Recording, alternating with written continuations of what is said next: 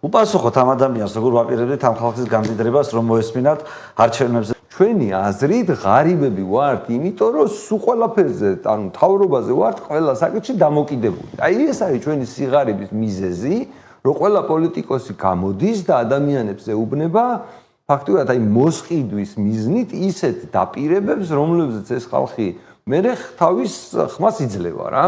ანუ აი ეს ჩაკეტილი თუ რაღაცა მოჯადოებული წრი არის, რომ ადამიანები ითხოვენ, რომ ისინი მოატყუონ 1000 ლარიანი პენსია.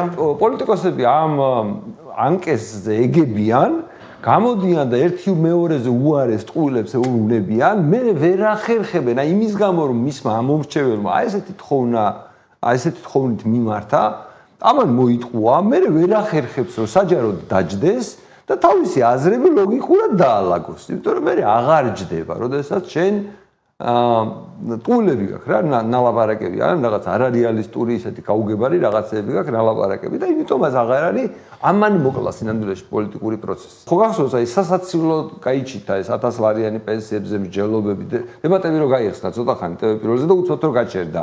ხო ამის გამო მოხდა, რომ ისეთ თემებზე დაიწყეს საუბარი, რომელიც იყო სუპერ პოპულისტური და არ იხსნებოდა რა. ანუ თუ წინააღმდეგობას არავინ არ გაუწევდა და თუ ყველა ბედნიერად ტაშ დაუკრავდა, კი ბატონო, მაგრამ როგორც კი განსხვავებული აზრი გაჩნდა, ახლა ლელო და გახარიები ერთმანეთს რო აგინებდნენ პენსიებზე. და მე მეორე გახარიამ უფრო მაღალი პენსია რო დადო. ხო, და მე ნაცემა კიდე 1500-იო. 400 ნაცემი.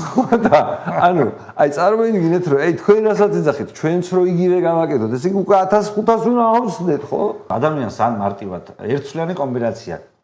როგორ წვითავ ჩემს სიღარიბეს, ღარიბი რო ვარ და პენსიონერი რო ვარ. აზლად 1000 ლარიანი პენსია. ანუ გადაწყვეტილია ყველაფერი იცი და შენ უკვე სანამ ამ 1000 ლარიან პენსიას დაგიბეჭდავენ, აიღებ ჯიბეში ჩაიდებ, ერთი თვე გავა, ორი თვე გავა, რას ნიშნავს რომ 1000 ლარიან პენსია გაქვს და როგორ უფასურდება ფული, ამას ცოტა მოგვიანებით გაიგებ. მაგრამ როცა გესმის რომ 1000 ლარიანი პენსია არის, ისია ნათქვამი რომ შენ ის კურზე კარგად იღიტინებდეს.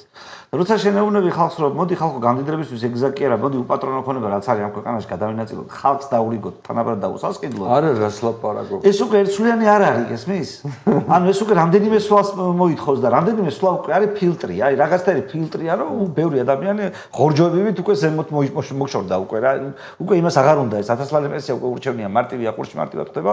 1000 ლარიანი ციცის ნიშნავს, პენსია ციცის ნიშნავს. როგორ გამოიტანოს ის ციცის, როგორ დახარჯოს ის ციცის.